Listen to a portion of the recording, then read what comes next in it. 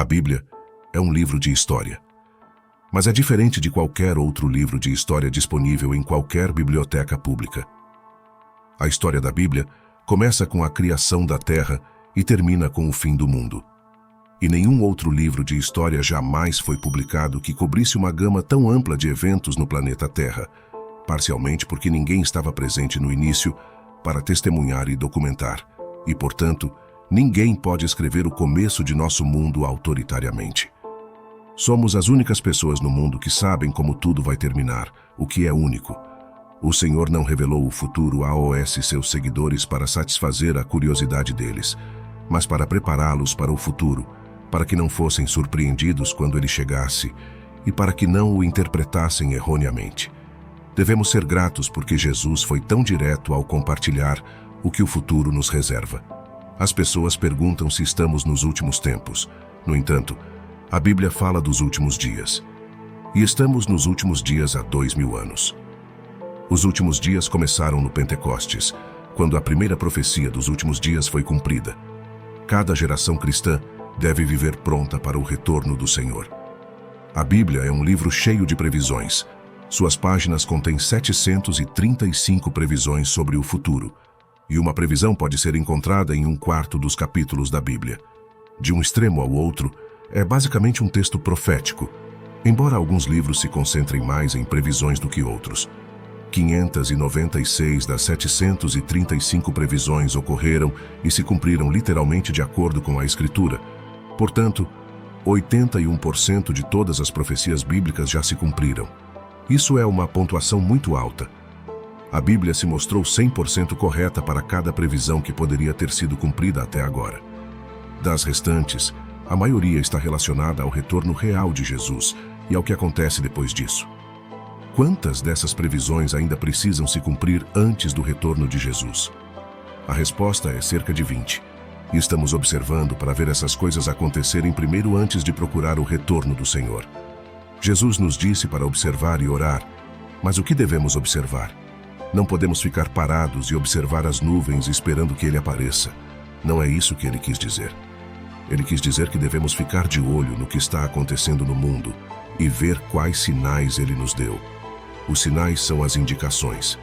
Portanto, vamos olhar para Mateus capítulo 24, onde os discípulos lhe perguntaram quais seriam os sinais ou indicações de seu retorno. O que faríamos se não soubéssemos quando isso aconteceria? Para essa pergunta, Jesus deu uma resposta direta e inequívoca. Podemos agradecer a Deus por ele ter respondido de maneira tão direta. No livro do Apocalipse, ele dá uma resposta muito mais detalhada e abrangente, mas aqui ele fornece uma lista dos sinais que precederão sua chegada. Os discípulos se aproximaram de Jesus em segredo, enquanto ele estava sentado no Monte das Oliveiras. Mateus 24, 3-36.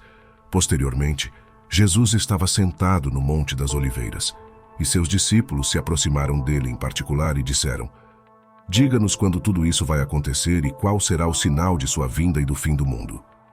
Jesus disse a eles: "Não deixem que ninguém os engane, pois muitos virão em meu nome, afirmando: 'Eu sou o Messias', e enganarão muitas pessoas.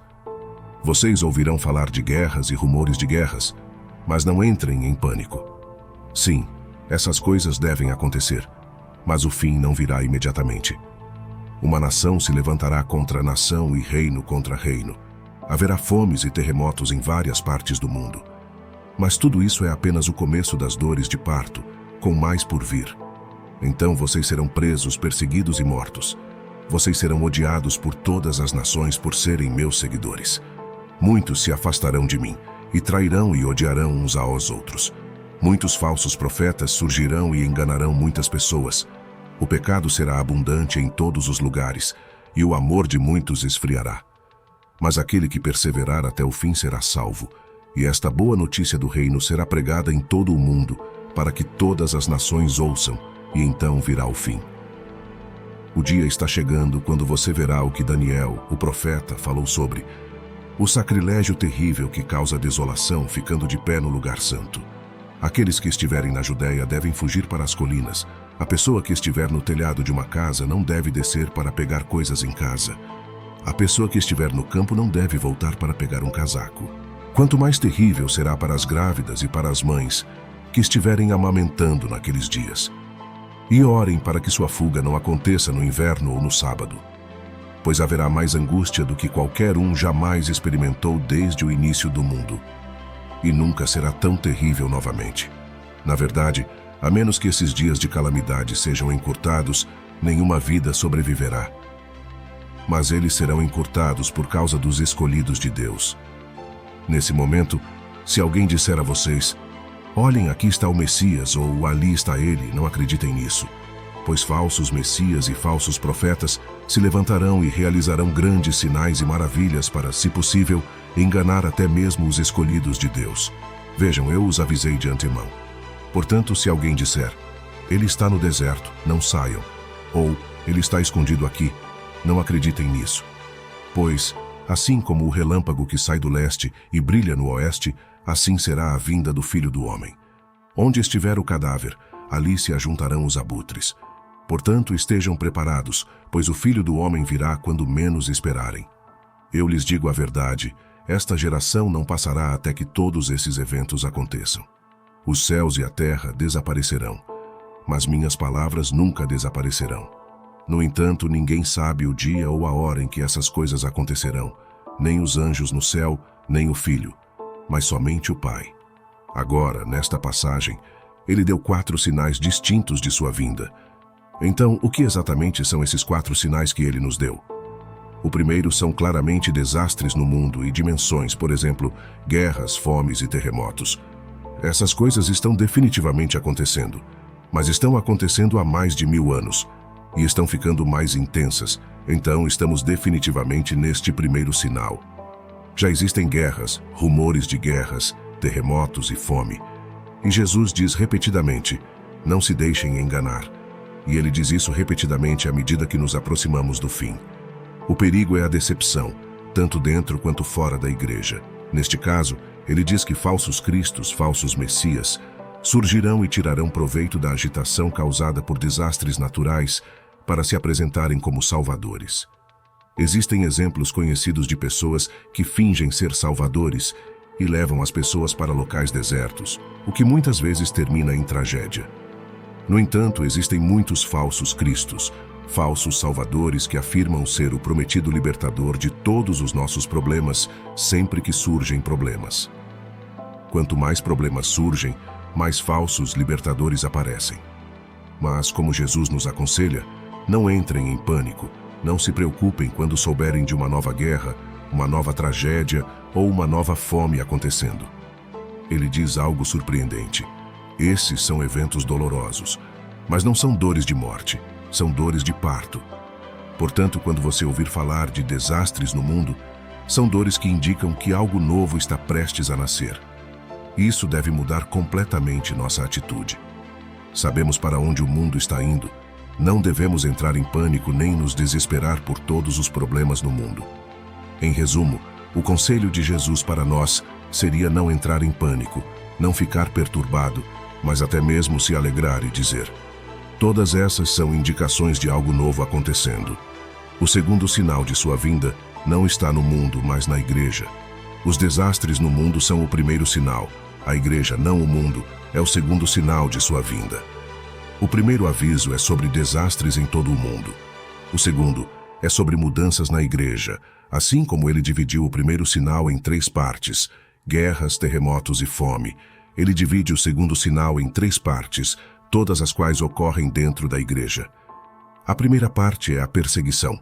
Seremos odiados em todas as nações. A segunda parte desse sinal seria uma redução significativa no tamanho da igreja. A maioria das pessoas perderá o amor quando toda a igreja estiver sob pressão. Muitos cristãos nominais, se não todos os verdadeiros cristãos, partirão sob o peso da perseguição universal. O amor deles esfriará. Isso é muito deprimente. A grande surpresa na terceira parte desse sinal é que o evangelho será pregado a todos os grupos étnicos. A terceira parte desse sinal é que o evangelho será pregado. Uma igreja menor e purificada terá um impacto maior no planeta, e isso é exatamente o que Jesus está implicando. Os falsos profetas podem ser uma fonte de engano em tudo isso. Estamos cientes dos ensinamentos dos falsos profetas quando não há paz. Eles ensinam paz em vez de serem uma fonte de desafio. Sua mensagem é de conforto. Tudo ficará bem, não vai acontecer, eles dirão. Mas, como Jesus nos aconselha, continuem. Não cedam a esses falsos profetas que se aproveitam das situações difíceis para prometerem paz. A resposta de Jesus a todos os cristãos é que continuemos quando todos os aspectos da igreja forem desprezados pelo mundo. Por que isso deve ser assim? A resposta é que o joio e o trigo crescem juntos, e quanto mais próximos eles ficam da maturidade total, mais tensão haverá entre eles. Portanto, é natural que os cristãos estejam sob muita pressão no final. Os cristãos são desajustados socialmente, por isso haverá ódio. O mundo não nos pertence. Nossa cidadania está nos reinos celestiais, somos únicos, e é por causa de nossa singularidade que o ódio pode surgir. Desde que Jesus era tão diferente de todos os outros, ele atraiu o ódio para si mesmo. João 15, 19. Se vocês fossem do mundo, o mundo os amaria como a seus. No entanto, como não fazem parte do mundo, mas eu os escolhi, por isso o mundo os odeia. Não é agradável ser desprezado. Isso nos leva à terceira indicação dos últimos tempos, que é a angústia de Jerusalém. Geograficamente será muito limitada. Nesta passagem, Jesus cita as profecias de Daniel, e há um personagem nas profecias de Daniel que é chamado de abominação da desolação. Daniel menciona isso 3 vezes. O que isso tudo significa? Qual é o grande problema? Trata-se de um ser humano, um homem que se estabelece na própria cidade de Deus, se chama Deus, e se recusa a aceitar a vontade de qualquer outra pessoa acima da sua. Um tirano cuja chegada terá repercussões globais, mas que estará centrado em Jerusalém, a cidade de Deus, o lugar santo. Então, Jesus diz que o 4º sinal de sua vinda ocorrerá imediatamente depois disso. Então saberemos quando ele está vindo, estaremos prontos quando esse sinal chegar. Não haverá perigo de falsos profetas ou falsos messias, não haverá engano, será rápido. O que vai acontecer é que toda a luz natural será apagada, o sol escurecerá, as estrelas cairão, há muitas previsões disso em toda a Bíblia. Isaías diz que os céus serão enrolados como um tapete, todas as estrelas do céu serão dissolvidas. Os céus serão enrolados como um pergaminho, e todas as suas estrelas cairão como folhas murchas da videira, como folhas da figueira. A luz natural será desligada, deixando apenas a luz artificial para iluminar a terra. O que está acontecendo? O que está acontecendo? As pessoas podem perguntar. É isso aí, os cristãos vão exclamar. O sol, as estrelas e a lua param de brilhar. Bem antes disso acontecer, Deus apaga as luzes do céu para se preparar para o brilho da luz do relâmpago, que marcará o retorno de Jesus. Então ele vem nas nuvens de volta ao planeta Terra, e o encontramos no ar, e isso é o suficiente. Não é necessário um estádio terrestre para acomodar uma multidão tão grande. Vamos encontrá-lo no ar, e isso será suficiente. Não é uma perspectiva fantástica? Quando você vê todas essas coisas, sabe que ele está às portas, prestes a entrar.